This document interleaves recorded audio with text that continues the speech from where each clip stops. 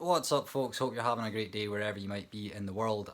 Welcome back to what I'd now call the Technical Difficulties channel after the last couple of weeks we've had. I'm really sorry I've not put anything up recently, but I've had technical issues coming out of my ears. A couple of weeks ago, I went down to Brands Hatch to the Super Touring Power event, where basically all the super tourers from the British touring cars in the 90s all come and race for the weekend.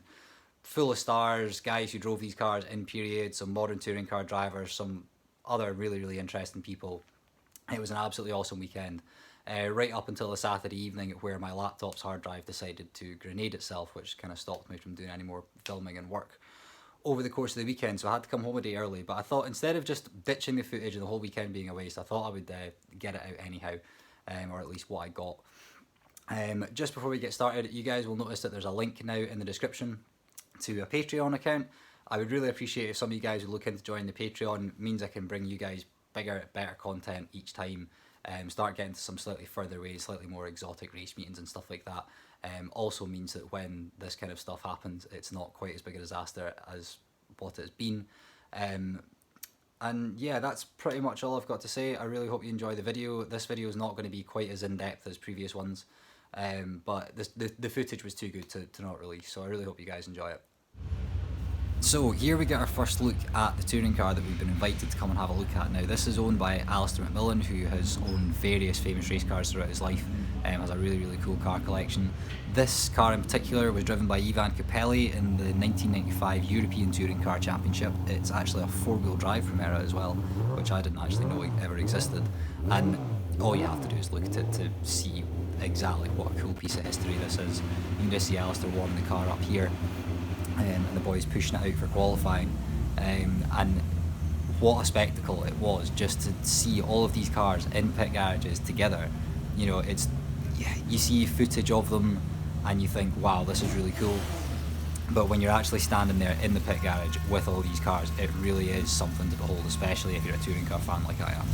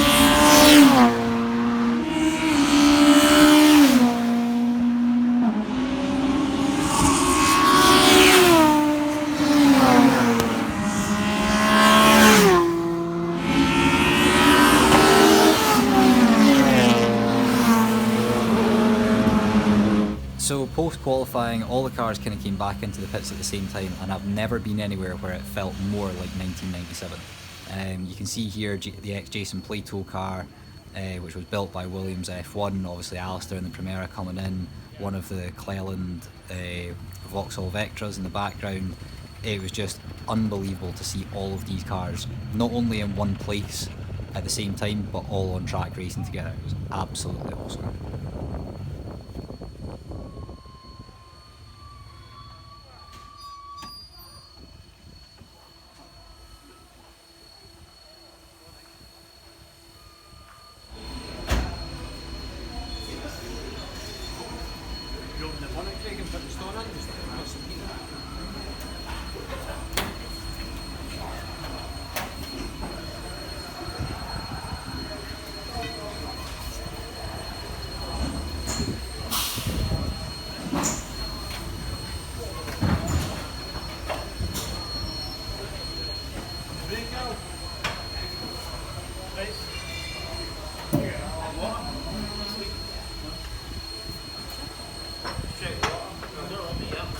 So qualifying has just finished here for the Super Tourers, so we've got about 3 or 4 hours or so before race 1, so while we're waiting we're just going to go and have a wee look around the pits, see who we can have a word with and see what kind of cars are here, because there's some really awesome awesome stuff. Jake Hill, current touring car driver, you're driving a Nissan Primera Super Tourer this weekend. Looking forward to the weekend? Yeah, of course, you know, it's an absolute dream come true to be in this 99 Primera. It's a championship winning car, so it's got really good history. And we're here at my home circuit at Brands, so today we're on the GP loop, which is awesome. It's my first laps in this car around the GP, and it's super special, you know, it's lovely. And what's the biggest difference between one of these and a modern touring car to drive? I'd say just the weight is the big thing. You know, this is 400 kilos lighter than a current car, so this weighs just 950 kilos, so it's very, very light. And just the rawness to it, you know, the new car obviously has a multitude of electronics and gizmos, nice things that make it easier, whereas this is completely raw. So from that aspect, yeah, it's really nice just to have everything in between your hands. Now, you're looking pretty good in qualifying. What's the plan for the weekend? A clean sweep on the cards? Oh, who knows, mate? You know, it's at the end of the day, look, these things are really fragile. You know, anything can go wrong, unfortunately, at any point. They're just very highly strung. That's just the way they are. It's how they were in period. So if we can finish all 4 races, I'll be thrilled. And if we can have 4 podiums, then I'll be over the moon, you know. And obviously a cheeky win would be lovely at some point. Jake Hill, thanks very much. Thank you. Paul Radisich, it's around 30 years since you last won here in a Mondeo. You're back. How are you enjoying the weekend? Oh, look, it's great to be back in the UK, great to be back at Brands Hatch. Fantastic memories here from winning Ford's 200th ever touring car race and my first ever British touring car race, so it holds great memories for me. And you know, it's just great to be enjoying the car because this is my 94 World Cup winning car. So to be back running it again in the same spec as what it was, it's exciting. And you mentioned you're happy to be back at Brands. Now, how much would you say the track has changed since all those years ago? Well, it's been the front half has been resurfaced, so that's ultra smooth. The back seems to be much the same, other than the chicane. I think Dingle Dale up over the chicane's now changed. It's just sort of one corner, so they're taking away the left-hand chicane. So your airborne time is a lot less.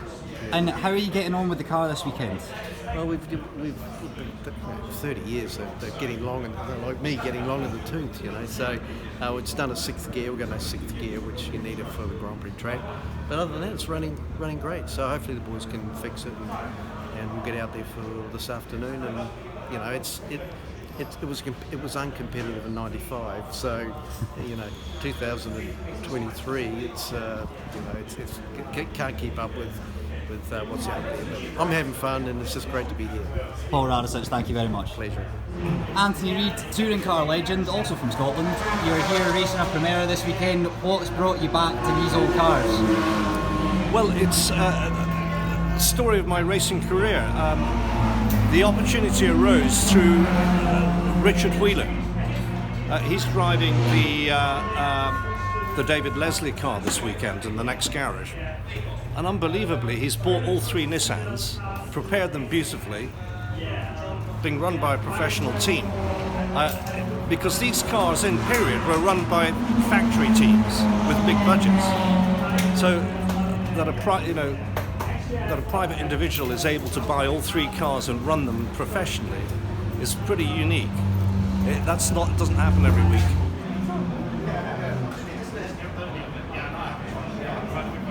So we now get to the portion of the day where we saw all the demo touring cars go out. Now this was stuff from reasonably modern day stuff right back to obviously Alain Menu's Laguna that you can see there. Cars driven by Tim Harvey, one little BMW E30 which was driven by Roland Ratzenberger in period, believe it or not, which notably was possibly the loudest racing car I have ever heard. It was so loud in fact that he only got to do about 2 or 3 demo laps in it before he was black flagged and asked to come in because the noise was just ridiculous. That clip is coming up, so if you are watching with headphones, beware, it is extremely loud.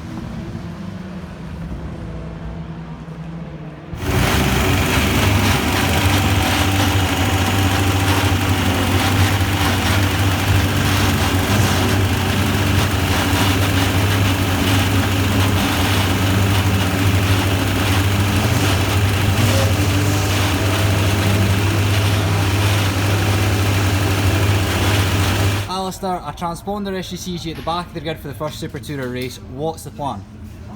To finish, basically. I'm just here for a bit of fun, that's it. You've never driven the GP loop here at Brands. How have you enjoyed it so far in qualifying? Brilliant track, yeah. Yeah. Obviously, I'm used to Knockhill, and I wasn't expecting it to be, because obviously if you look at the plan and overhead, it looks like a lot of straights, but it's not. It's quite undulating, like Duffus at Knockhill and things like that. Yeah, it's quite a good circuit. Lights are on. The lights go out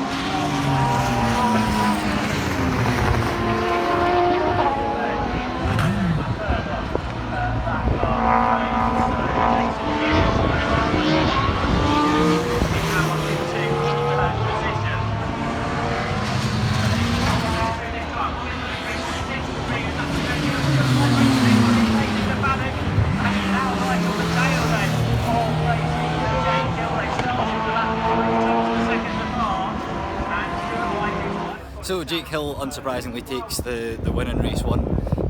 I'm not actually quite sure where Alistair finished in the end, but the field got quite drawn out quite quickly. So yeah, not a huge amount of action in that one, but we've got another 3 races to go this weekend, so hopefully it'll get a little bit more exciting. But we'll go back to the pits and we'll see what Alistair's got to say. So I just had a quick chat to Alistair there after race 1, and he said he's really struggling with oversteer.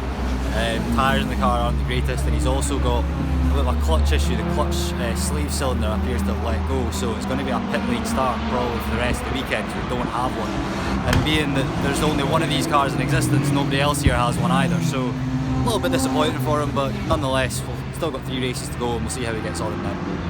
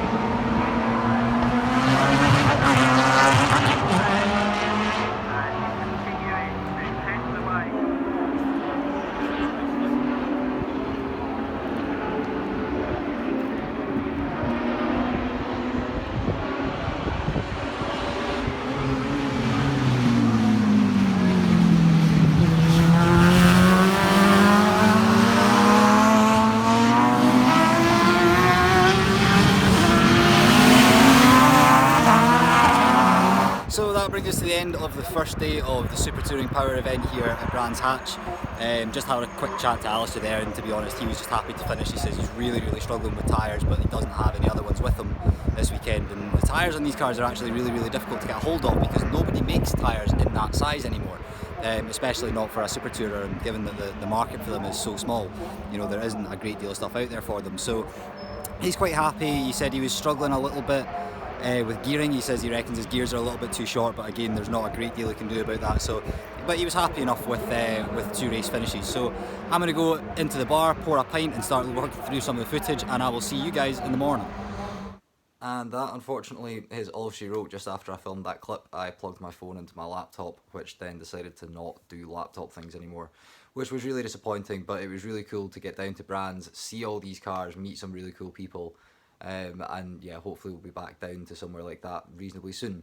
But that's it for now. I would really appreciate if you guys would check out the Patreon, because it means I can get to bigger race meetings like this and start you know, just provide you guys with the content that you want to see.